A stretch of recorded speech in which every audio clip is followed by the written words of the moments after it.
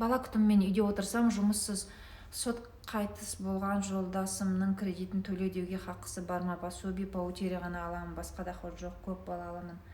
Сәуле ханым, сіз жолдасыңыздан қалған мүлікті қабылдап едіңіз?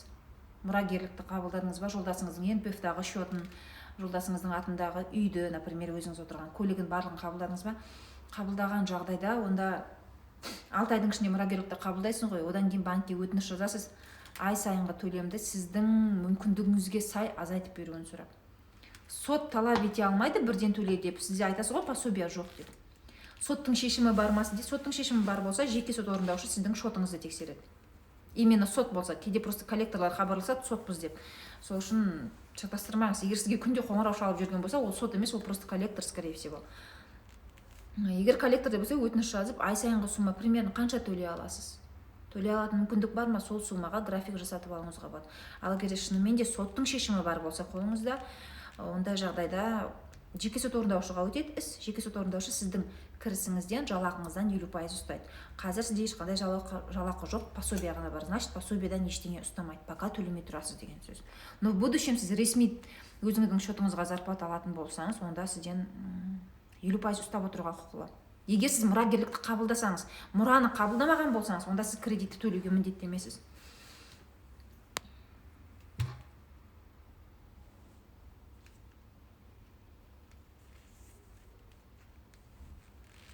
Балам акиматский грантта оқитын еді, академический қалып қойды. Енді акимат төлемейді. Өндіріп алу үшін олар баламның пенсиядан ұстайды ма? Инвалидность. Пособие по инвалидности, да? Пособиядан ұстай алмайды.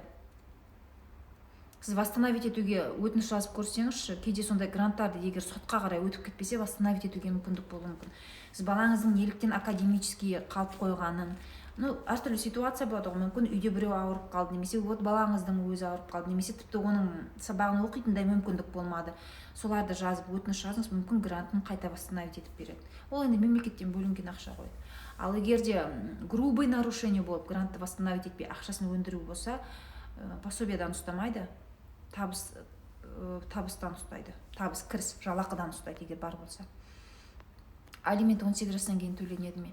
Өндіруге мүмкіндік бар алиментті 21 жасқа дейін, егер 18 жастан кейінгі бала күндізгі оқу бөлімінде оқыса. То есть очный, да.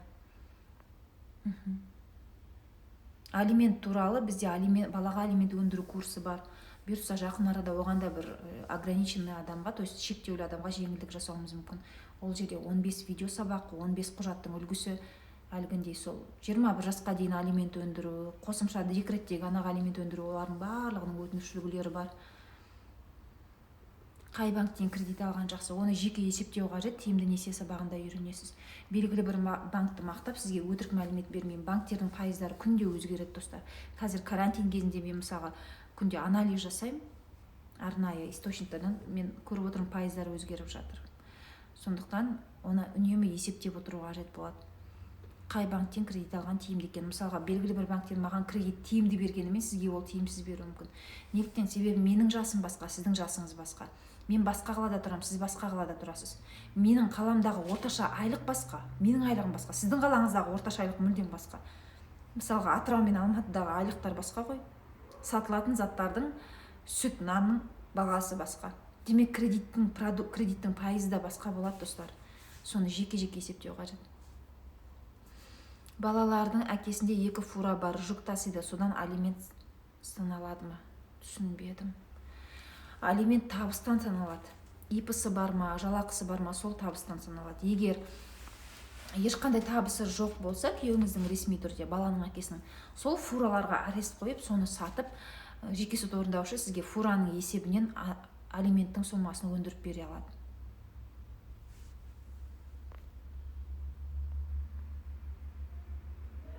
Менің қызым оқуға түсті, пенсия ала береміз бе? Түсінбедім сұрағыңызды. Қандай пенсия болуы мүмкін жас қызда?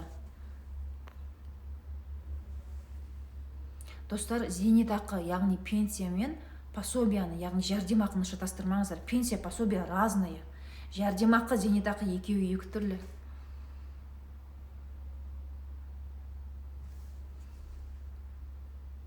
Мен онлайн кредит алғам, соны коллекторлар төле деп жатыр, оларға төлесем күйіп кетпеді ме? Ең алдымен коллектор мен сіз алған компанияның арасында договор болу керек. Коллектордан талап етіңіз, осы договор бар ма, мен неліктен сіздерге төлеуім керек, мына компания сіздерге сатты деген договор бар ма, көрсетіңіз деп. Договор бар болса тексеріңіз, шынымен де печаттары бар болса, онда соларға төлем жасауыңызға болады. Плюс справка алыңыз, қарыз жабылды деген. Екінші жағдай, мына бұрынғы сіз қарыз алған компания бар ғой, сол компаниядан тоже подтверждение сұраңыз, расымен де сіз менің қарызымды мыналарға саттыңыз ба деп. Себебі қазір өкінішке орай коллекторларымыз деп қоңырау шалып, просто Каспий Голдына өзінің Каспий Голдына ақша төлетіп алатын алаяқтар пайда болыпты, естуімше. Рассрочкада дифграфик болады ма? Рассрочка вообще ол жерде сіз артық төлемейсіз, ол жерде дифграфик жоқ.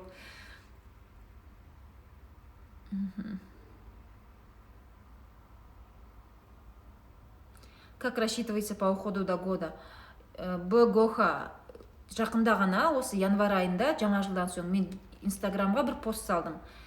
Және оның жалғасын 2917 деген пост бар инстаграмда, соны оқыңыз. И сол күні мен телеграмға салдым пособие до годаны есептеудің жолын. Сол бойынша есептеп алуыңызға болады. Профсоюздан шығып кетсең больничный төленбей ме? Жауап беріңізші, больничный төленеді. Достар, профсоюздан шығып кету сіздерге ешқандай кедергі келтірмейді. Профсоюздан шығып кетсеңіз, сіздің жалақыңыздан 1% профсоюзға ұстамайтын болады. Қандай минусы бар? Профсоюз қандай да бір мерекелерде сіздерге сыйлық жасаса, сіз оны ала алмайсыз. Сіздің құқығыңызды жұмыс беруші бұзса, сіз профсоюздан барып, менің құқығымды қорғашы деп талап ете алмайсыз. Негізі профсоюз туралы бір пост бар менде, бір где-то сентябрь, августте қалып қойған шығар, наверное. Оқуларыңызға болады. Или жақында бір жаңартып жазып қоямын. Профсоюздан шығу ол сіздің құқығыңыз. Кәдімгі мына партияға кіру шығу құқығыңыз ғой, сол сияқты. Например, сіздер Нұр Отанға кіргілерің келмейді, зарплатаның 1% Нұр Отанға бергің келмейді ма, просто шығып кетесің и все. Больничный листтің төленуі ол сіздің трудовой кодексте көрсетілген құқығыңыз. Профсоюз оны алып тастай алмайды ешқандай. Сабақтар қашан болады? Алия Элли. Сторизде хабарлаймын сабақтар туралы, және тікелей эфирлерді бақылап жүріңіздер. Жақын арада бұйыртса болады. Только орын шектеулі болады, бірден ескертейін. Және қанша адамға орын ашсам, сонша адамнан жауап тастаймын. Кім ренжісе де, себебі кейде ренжиді маған, сен неге қабылдамайсың, мен үлгермедім деп. Просто осы айда мен сұрақ жауап өткізейін деп отырмын. Тікелей эфирде аптасына бір рет. Ол көп энергия, уақытты алады, сол үшін кері байланыспен болғандықтан орын шектеулі болады.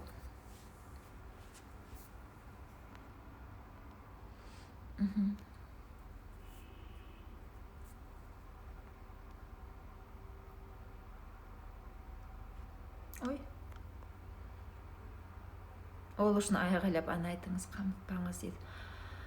Я, қазір таза ауаға шығып, может, кішкене айтып көрем, тау жаққа қайтам ба, хотя уже темно, да? Төлей алмаған кредиттің уақыты бітті деп жатыр. Сонда қалай төлемеуге болады ма? Кредитный договордың срогі біткенімен, кредитный договордың мерзімінің аяқталуы сізді кредитті қайтару міндетінен босатпайды. То есть төлеу керек болады, даже если мерзімі бітсе де.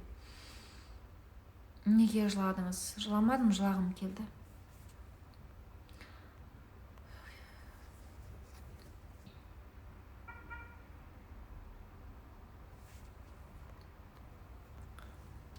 Саламатсыз ба, мен сұрайын дегенім, Алматы облысында карантин кезінде 42.500 теңге алып едік. Енді декретныйға документ тапсырсам 42.500 қайтар деп жатыр. Ол қаншалықты заңды?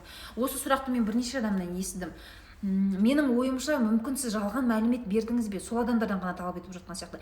Жалпы сіздің әлеуметтік төлем төтенше жағдай кезінде 42.500 теңгені алуыңыз сіздің декретный алуыңызға ешқандай кедергі келтірмейді. Бірақ біз білеміз, декретный алатын кезде соңғы 12 және 24 айдың жалақысын есептейді, Енді қараңыз, мүмкін сол жалақы шотына сіз жалақыңыз туралы справканы жұмыс орнынан толтырып алып бардыңыз ғой. Мысалға, қашан төтенше жағдай болды бізде? Март, апрель, май. Сіз 42.500 теңгеге құжат тапсырған кезде қашан зарплата төленбеді деп тапсырдыңыз? Апрельде тапсырдыңыз ба? Значит, сізде апрельде зарплата болмау керек. Зарплата бөлімінде 0,0 көрініп тұру керек. Мүмкін сіздің декретныйға тапсырған жалақыңыз туралы справкада барлық айда жалақы алды деп тұр, ал мына жақтан плюс 42.500 теңге алдыңыз. То есть не совпадение, не состыковка дейді ғой. Мүмкін сондай сіз жалған мәліметті берді деп 42.500-ді кері сұрап отырған болар. Ал егер сіз 42.500 теңгені заңды түрде алып, сол айда шынымен де сіздің жалақыңыз аз болып, аз төленіп карантинге бола, немесе мүлдем төленбеген болса, онда 42.500-ді кері талап етуге құқығы жоқ. В общем, ана декретныйға тапсырған справкаңызды тексеріңізші, дұрыс мәлімет берілген бе, немесе бұрыс па. Жалған бұрыс мәлімет берілсе, онда 42.500-ді қайтару керек болады. То есть кейбіреулер 42.500 алатын кезде табысым тоқтады, жұмысым тоқтады деп 42.500 теңге алды, плюс жұмыс орнынан зарплатасын толық алды. Бұл мемлекетті алдау. Декретный кезінде соны справкадан көріп қойған болуы мүмкін.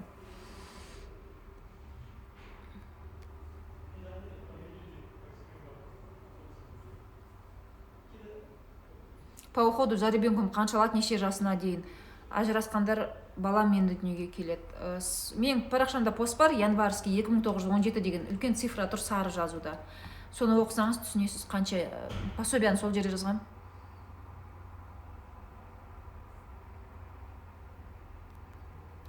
Өзіңізде кредит бар ма? Жоқ, кредит жоқ қазір. Рассрочканы өткен айда жаптым. Рассрочкаға ноутбук алғанбыз, октябрь, ноябрь, декабрь төледім. 3 айға бөліп рассрочка. Кредит емес. Қазір жоқ, Аллаға шүкір. Бұрын болған, жасырмаймын, мен всегда айтам. Бұрын менде 4 банкте 4 миллион кредит болған, плюс тағы да МФОшкада болған. 230, 300 болған МФОшкада. Плюс 230 мың кредитный карта болған. В общем, ана жерде тағы да қосымша ақшалай қарыз болған. Распискамен. Вообще 6,5 миллион болған ғой. Мен сол кредитті жапқаннан кейін түсіне бастадым, қалай тиімді жабуға болатын. Оған дейін бас қатырмаған, оған дейін заңгер бола тұра, мен вообще оқымағам қалай жабуға болатын. Но басыма түсіп, соны времянкада қалып, вообще жейтін тамақ болмай, жаяу барып келіп жүрген кезде жұмысқа мен түсіндім. Сол кезде іздене бастадым, шыны керек. Заңдарды оқып, договорларды оқып, и тем более өзім заңгермін ғой, сол кезде анықтап, Аллаға шүкір. Етек жеңді жинап, кредитті жабудың тиімді жолдары бар екен. Мен сол өз басыма кредит 4 миллион кредитпен отырған кезде түсіндім. Общий қарыз сол жерде 6,5 миллион болды. Аллаға шүкір, одан құтылып, қазір мен соны үйретіп жүрмін. Тек қана мен емес, негізі менің қолымнан келген іс сіздердің қолдарыңыздан да келеді. Гүлмира қараса нәтиже деген парақша бар ғой менде. Сол парақшада көрулеріңізге болады. Менің сол үйреткен методыммен, заңды жолдарыммен қанша адам кредит қарыздарынан құтылып жатыр. Көріп, әрекет ету керек. Сиқырлы таяқша жоқ, бұлай жауып жіберетін. Но заңды жол есесіне. То есть сіз біреуге мындай жарнамалар бар ғой, кредиттің 30%, 50% төлесең, мен саған кредитін жауып берем деген. Ондай схема қолданбаймын, мен ешкімнен ақша сұрамаймын. То есть мен өзімнің ақылы сабағымда мысалға сіздерге үйретемін, потому что ол менің еңбегім күні-түнгі, иә. Ары қарай сіз өзіңіз оны заңды үйреніп алған соң өзіңіз жасайсыз. Любой адамның қолынан келеді. Просто аула сыпырушы, үйде декретте отырған ананың өзі 8 миллион 200 мың теңге үнемдеді. Күйеуі жұмыс істейді, сразу айтайын. Күйеуінің атына тіркелген ипотека бойынша. Қанша адам 1 миллион 2 миллион үнемдеп жатыр. Сол өзімде қазір ойлаймын, Алла бір сынақ бергенде соның хайыры дейді ғой. Хайыры осы шығар, себебі өзімнің басымдағы кредиттен қиналып, солай оны жабудың заңды жолдарын іздестіріп үйренбегенде мен сіздерге де ешқандай көмек көрсете алмайтын едім. Қазір сол кезде қолданған білімді мен сіздерге үйретіп жүрмін. Егер атында үй болса, жолдасы әйелі кектен үй ала алады ма? Егер күйеуіңіздің атындағы үйді сіздер отбасын құрған соң, некені тіркеген соң алған болса, онда кектен ала алмайсыз, себебі ол үйде сіздің 50% доляңыз бар. Жолдасыңыздың үйі сіздер некеге тұрғанға дейін атына тіркелген болса, онда алуыңызға болады. Айырылған соң, ажырасқан соң да, примерно, неше айдан соң раздел имуществоға неше айда алуға болады. Ажырасқан соң, свидетельство о расторжении брака алған соң, 3 жылдың ішінде раздел имуществоға беруге болады. 3-ақ жыл. 4-ші жыл уже поздно, сот отказ беру мүмкін.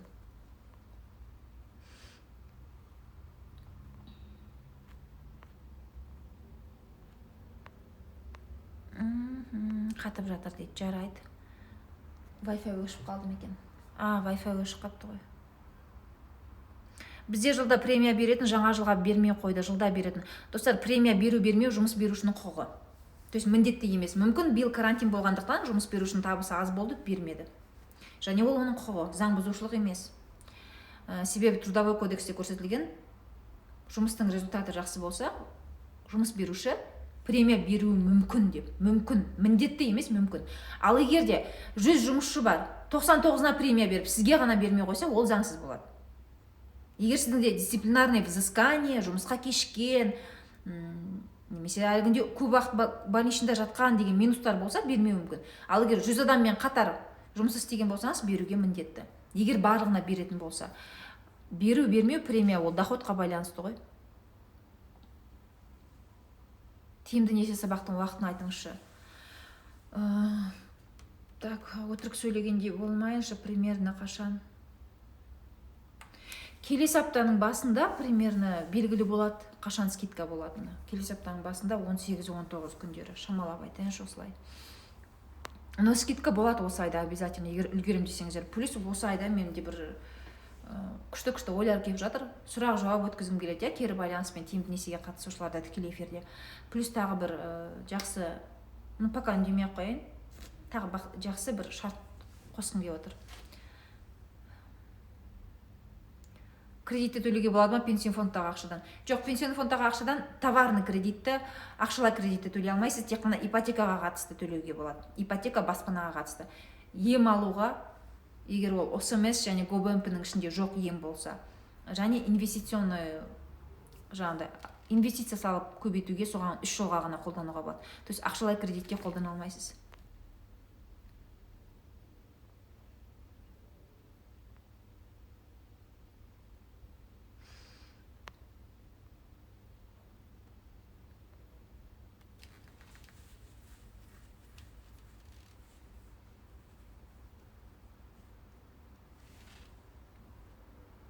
Үш ай болды жұмыс жасамағаныма пособие по безработице ала аламын ба? Пособие по безработице сіз 3 ай болғанына қарамастан бұрын қанша уақыт жұмыс істедіңіз, соған ала аласыз. Тапсырып көріңіз, себебі пособияның көлемі сіздің бұрын қанша ай жұмыс істегеніңізге байланысты. Менде бір старый пост бар еді, мен соны жазып алайыншы, мына сіздердің сұрап жатқандарға соған пост жазып қояйыншы. Жаңа профсоюзды сұрадыңыздар, иә? Профсоюздың постын бұрын болған, соны репост жасай салайын. И пособие по безработице.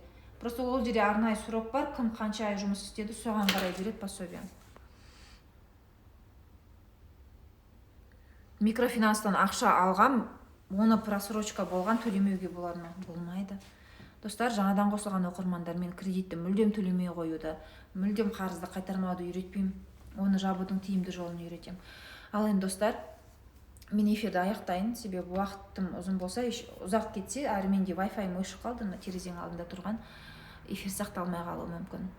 Эфирдің соңында өз пікірлеріңізбен бөлісіңіздер эфир туралы. Мені қолдап қуаттағандарыңызға рахмет.